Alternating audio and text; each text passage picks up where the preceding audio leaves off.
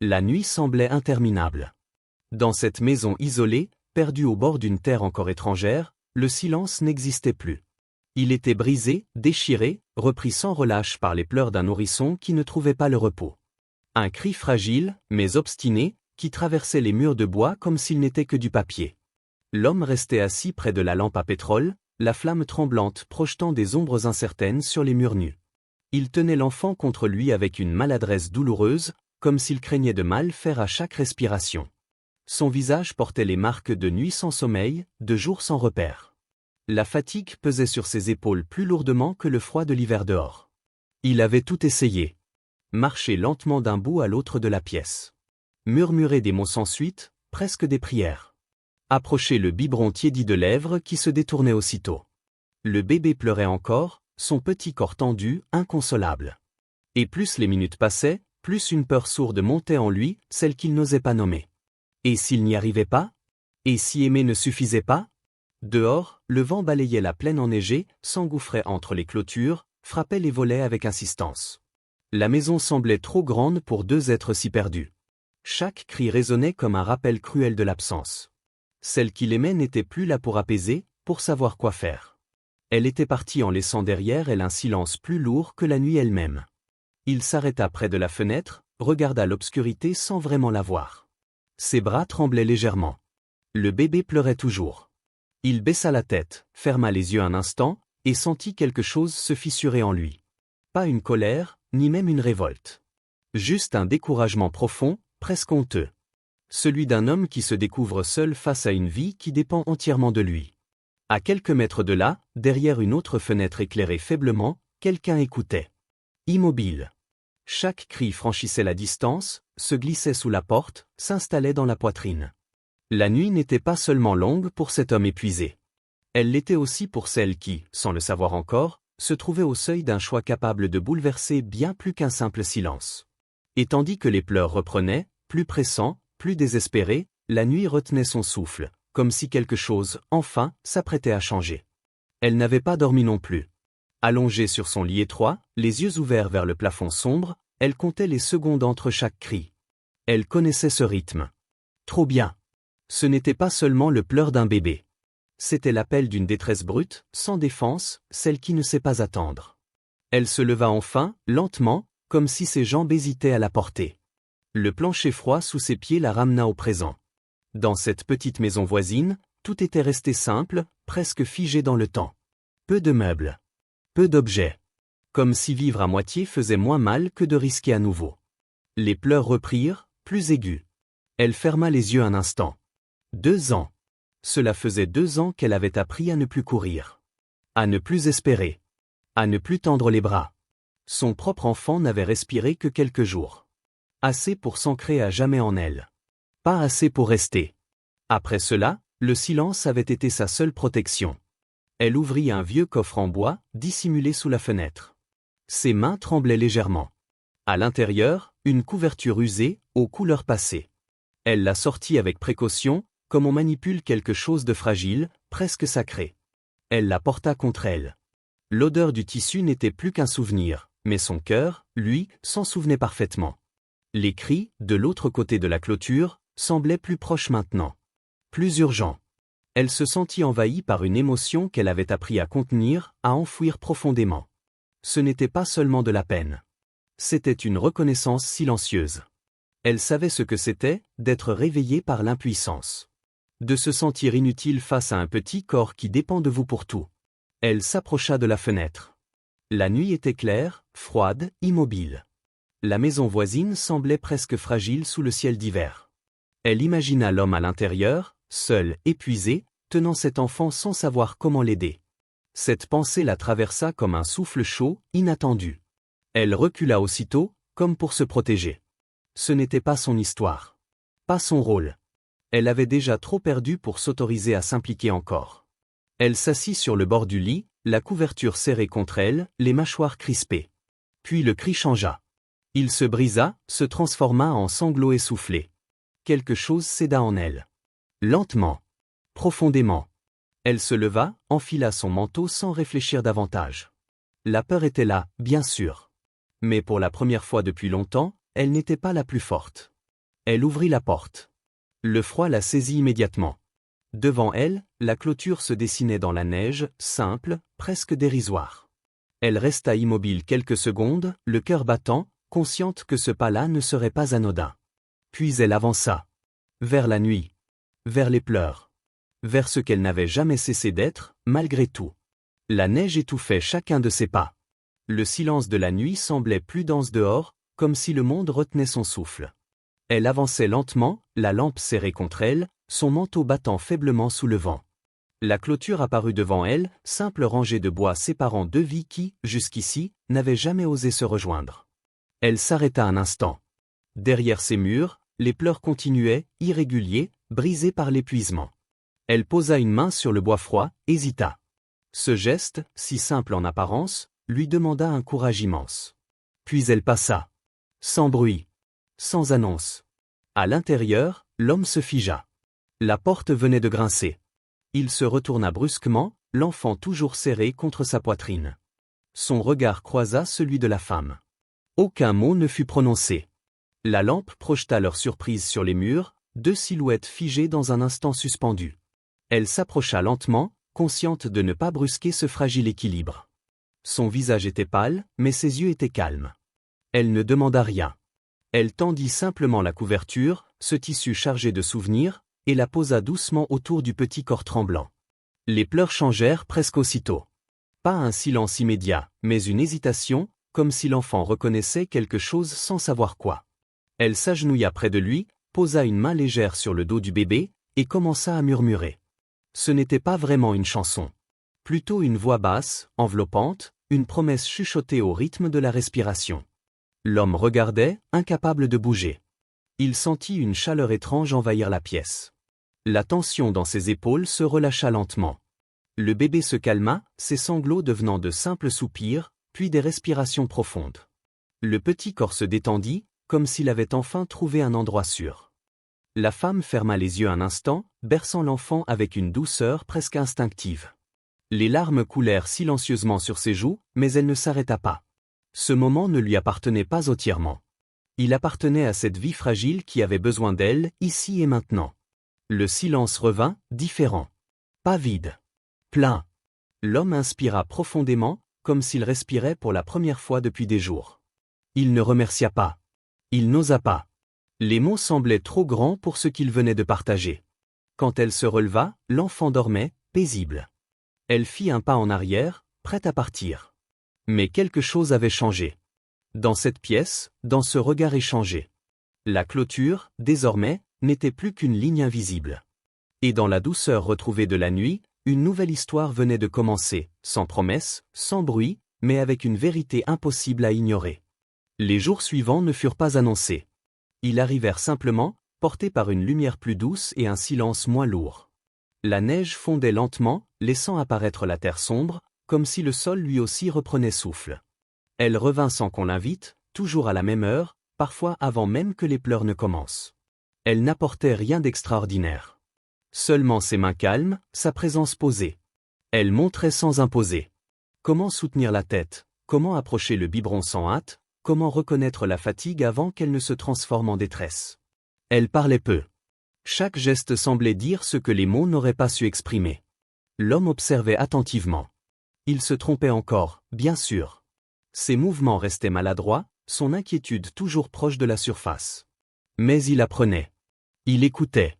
Et surtout, il ne se sentait plus seul dans cet apprentissage fragile. La maison changeait, imperceptiblement. Elle n'était plus seulement un lieu de lutte nocturne, mais un espace où le calme revenait par touches légères. Parfois, ils ne parlaient presque pas.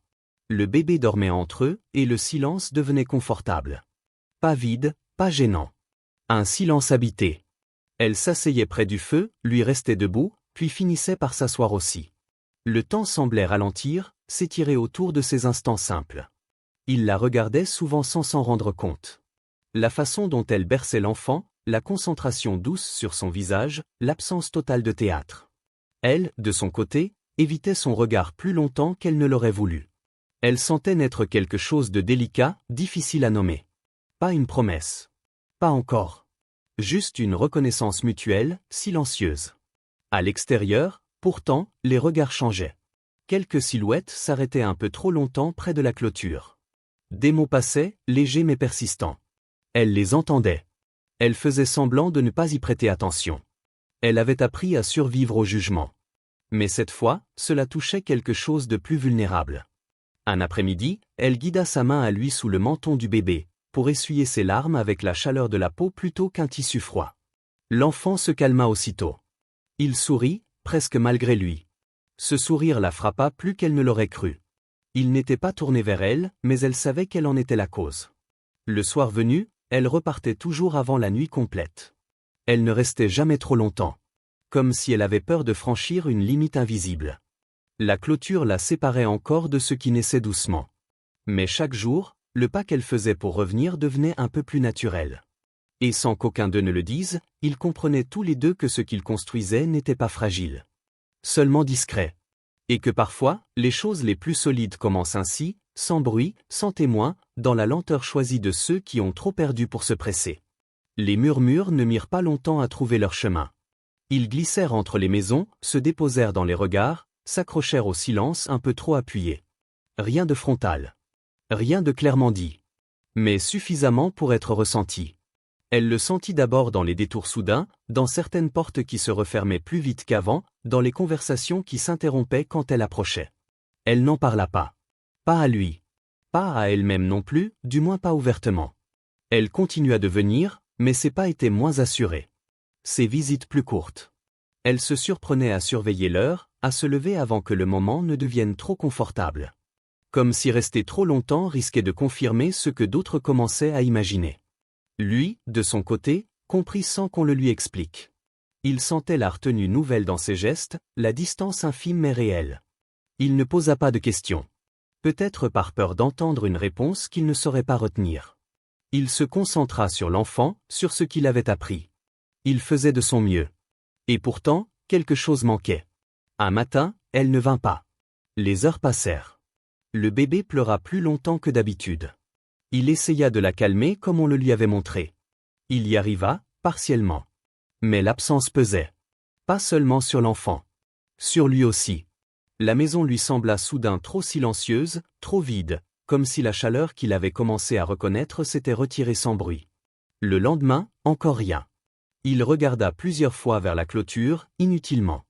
De son côté, elle restait chez elle, assise près de la fenêtre, les mains jointes, le regard fixé sur la maison d'en face. Elle entendait parfois les pleurs, étouffés par la distance, mais suffisamment clairs pour la faire sursauter. Chaque cri la tirait vers l'extérieur. Chaque pensée la retenait. Elle se disait qu'elle avait peut-être trop pris de place.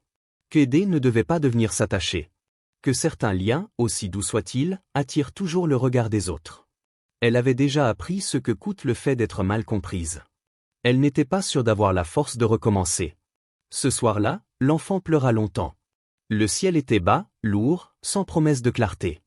Elle posa la main sur la poignée de sa porte, puis la retira. Elle ferma les yeux, inspira profondément. Aider, parfois, signifiait aussi savoir disparaître. De l'autre côté, il resta assis dans la pénombre, l'enfant contre lui. Il comprit alors, dans ce silence prolongé, que ce qu'elle apportait n'était pas seulement du savoir ou du réconfort. C'était une présence. Et son absence, désormais, faisait plus de bruit que tous les pleurs réunis.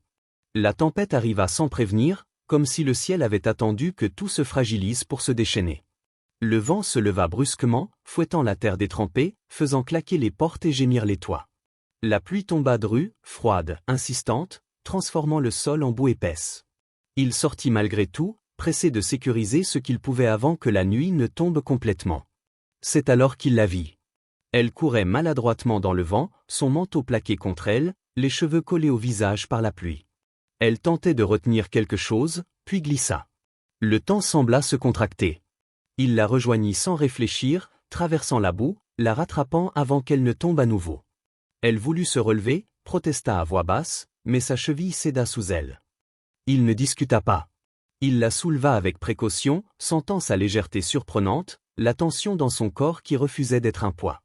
Elle ne s'accrocha pas, mais ne se dégagea pas non plus. La pluie les trempait, le tonnerre grondait au-dessus d'eux. Pourtant, dans ce chaos, tout était clair.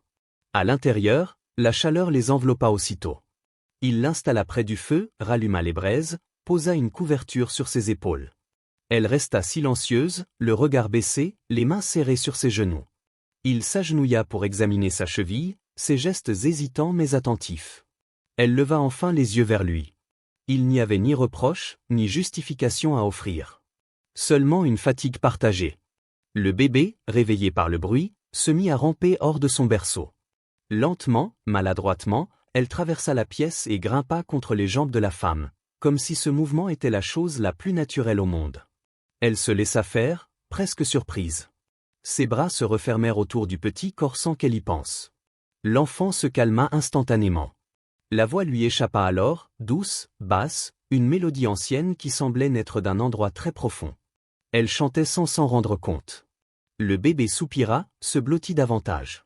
Il observa la scène sans bouger, le cœur serré d'une émotion qu'il n'essayait plus de contenir. Il comprit, à cet instant précis, que ce lien ne demandait plus à être justifié. Quand la chanson s'éteignit, le silence resta. Un silence plein, stable. Il s'approcha, posa une main sur le dossier de la chaise, puis s'agenouilla devant elle. Sa voix était calme, ferme, comme une vérité enfin assumée. Il parla de choix, de besoin, de ce qu'on reconnaît sans pouvoir l'expliquer. Il parla d'elle, de l'enfant. Elle ne répondit pas tout de suite. Les larmes montèrent, lentes, sans urgence. Ce n'étaient pas des larmes de peur, mais de reconnaissance. Elle hocha la tête une seule fois. Pas un geste spectaculaire. Juste assez pour dire oui. Dehors, la tempête continuait.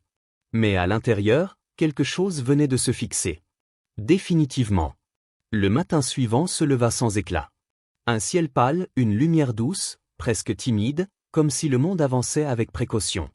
L'air sentait la terre humide et le bois refroidi. À l'intérieur de la maison, tout était calme. Le feu s'était éteint pendant la nuit, mais la chaleur restait, discrète, persistante. Elle se leva lentement, la cheville encore sensible, mais l'esprit apaisé. Elle observa la pièce avec un regard nouveau. Rien n'avait changé, et pourtant tout était différent. La couverture reposait sur le dossier de la chaise. Un biberon propre séchait près de l'évier.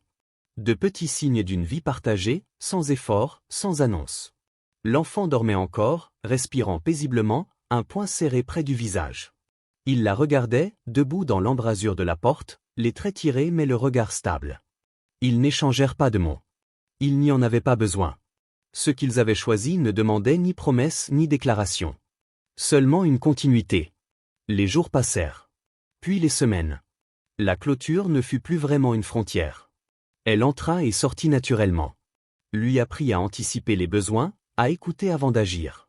L'enfant grandissait dans cette présence calme, dans ces silences pleins qui rassurent plus que n'importe quelle parole. Il y eut encore des regards, parfois des jugements. Mais ils glissèrent sans s'accrocher. Ce qui comptait se trouvait à l'intérieur de cette maison modeste, dans la lente construction d'un foyer qui ne cherchait pas à être vu. Elle trouva sa place sans s'effacer. Lui apprit à ne plus tout porter seul. 1 an plus tard, la maison accueillait parfois d'autres enfants. Rien d'organisé. Rien d'officiel. Juste des voix autour du feu, des histoires simples, des rires discrets. Elle chantait encore, parfois, la même mélodie. Plus pour apaiser que pour consoler. L'enfant, désormais solide sur ses jambes, se tournait toujours vers elle quand le monde devenait trop grand. Un soir, alors que la lumière tombait lentement, elle écrivit quelques lignes dans un carnet qu'elle gardait pour elle. Elle parla de cette nuit où elle avait traversé la clôture sans savoir pourquoi. Elle écrivit que l'amour ne prévient pas toujours. Qu'il arrive parfois sous la forme d'un cri, d'un silence, ou d'un pas franchi malgré la peur. Elle referma le carnet. La maison était pleine de vie tranquille. Il la regarda, lui sourit doucement. L'enfant jouait à leurs pieds. Rien d'extraordinaire. Et pourtant, tout était là. Si cette histoire vous a touché, si vous croyez aux liens qui se construisent sans bruit, pensez à aimer, à vous abonner, et à partager autour de vous. Parfois, les plus belles histoires commencent simplement par le courage d'écouter.